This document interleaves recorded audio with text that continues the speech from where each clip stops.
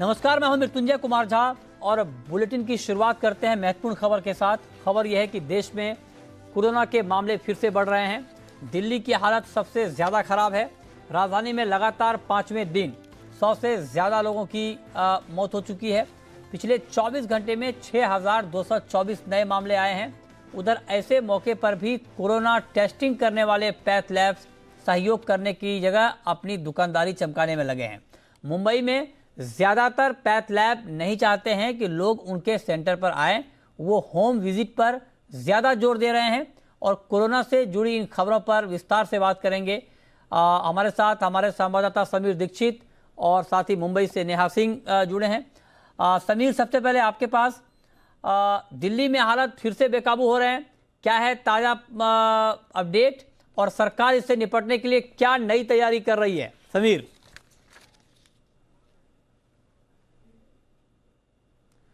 तो ये आप देख रहे हैं आंकड़ों में कि दिल्ली में लगातार 5वें दिन कोरोना से 100 से ज्यादा लोगों की मौत हो गई है और हर घंटे 5 लोगों की मौत हो रही है। ये बहुत दुखद है। समीर हमारे साथ जुड़ चुके हैं। समीर, क्या ताजा हालात हैं, क्या ताजा जानकारी है आपके पास और इससे निपटने के लिए क्या कुछ नई प्लानिंग हो रही है दिल्ली में?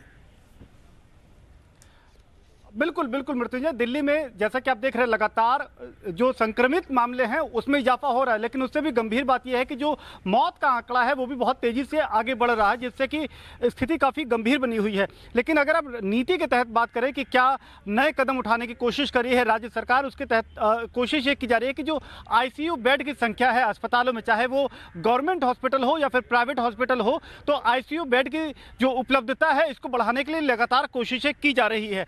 देखिए, भले ही अखबारों में, मीडिया में सरकार ये बताती रहे कि हमने इतने बेड की संख्या बढ़ा दी है, ये उपलब्धता कर दी है, लेकिन ये हकीकत नहीं है। दिल्ली में अभी भी जो कोविड पेशेंट है, यहाँ तक कि जो नॉन कोविड पेशेंट है जिनको अन्य बीमारी के लिए अस्पतालों में बेड की ज़रूरत है, उनको नहीं मिल पा रहा है। और ये सच्चाई है, इससे आप मुंह नहीं मोड़ सकते कि सरकार के तमाम प्रयासों के बावजूद भी लोगों को सही वक्त पे सही तरीके से इलाज नहीं मिल पा रहा है।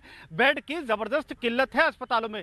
दूसरी बात यह है कि जो शवदाह गृह है जहाँ पर अंतिम संस्कार किया जाना है, अब वहां पर वेटिंग पीरियड है। जिस तरीके से मौत लगातार इसकी संख्या में इजाफा हो रहा है, तो कई ऐसे जो शमशान घाट है वहां पर वेटिंग है जो अंतिम संस्कार करने के लिए। और इससे दिक्कत यह है कि परिजन, उनको भी काफ़ी दिक्कतों का सामना करना पड़ रहा है। परिजन लगातार कोशिश ये कर रहे हैं कि उनका जो वेटिंग पीरियड है या उनको जो इंतज़ार करना पड़ रहा है वो कम हो, उसके लिए वो जो भी संभव प्रयास है वो करने की कोशिश कर रहे हैं। ये हकीकत है।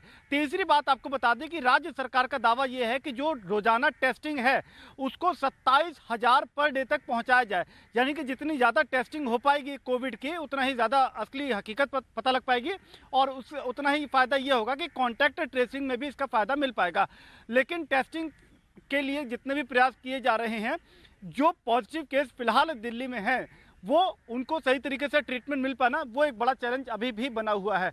हालांकि केंद्र सरकार की तरफ से लगातार ये कोशिश की जा रही है कि जो मोबाइल टेस्टिंग वैन है उनकी संख्या बढ़ाई जा रही है, जो गवर्नमेंट हॉस्पिटल है उसमें रिजर्व्ड बेड की संख्या बढ़ाई जा रही है, लेकिन दोनों यानी कि उपलब्धता और दावों के बीच में, जो हकीकत के बीच में अभी भी सही तालमेल बनता हुआ नहीं दिख रहा है। जी हाँ, तो ये समीर ने बताया कि दिल्ली के सूरत हाल क्या है। बहुत मामले आ रहे हैं, लगातार बढ़ रहे हैं, उससे निपटने की क्या तैयारी चल रही है समीर ने डिटेल में बताया। लेकिन अब चलते हैं मुंबई और नेहा सिंह मुंबई से हमारे साथ जुड़ी हैं। मुंबई की समस्या भी अजीब है।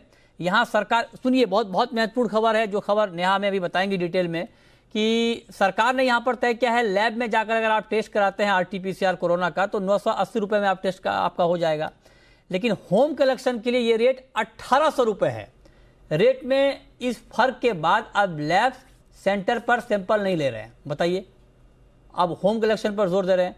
पूरी खबर बताने के लिए नेहा हमारे साथ जुड़ी है। नेहा, बताइए क्या है पूरा मामला? बिल्कुल, सबसे पहले आपको बता दूं कि पिछले महीने ही महाराष्ट्र सरकार ने एक कैप तैयार किया था कोविड टेस्ट को लेकर, जो कि 980 अगर आप लैब में जाके टेस्ट कराते हो, प्राइवेट लैब में जाकर, और 1800 रुपए होम कलेक्शन यानी अगर आप घर पर अपना टेस्ट करवाते हो।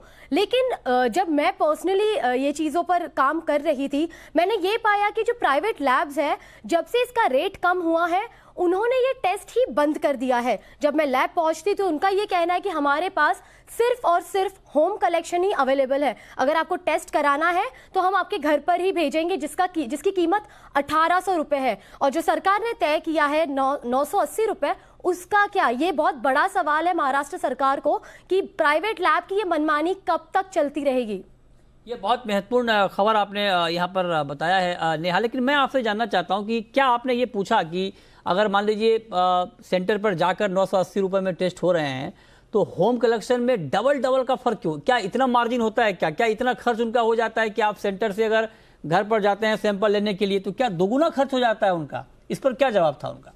बिल्कुल, सबसे पहले बता दूं कि सरकार ने जब 1800 रुपए तय किया था वो यही सोचकर किया था, क्योंकि जो भी लैब होता है, लैब जब आपके घर तक आता है उसका ट्रांसपोर्टेशन का खर्चा, पीपीई किट का खर्चा, वीपीएम का खर्चा, ये जो सारा खर्चा है, प्लस वो आके आपके घर पर ही सर्विस दे रहे हैं, तो ये सबको मिल जुलाकर 1800 रुपए हो जाते हैं, जिस वजह से ही ये नियम तय किया गया था सरकार की ओर से।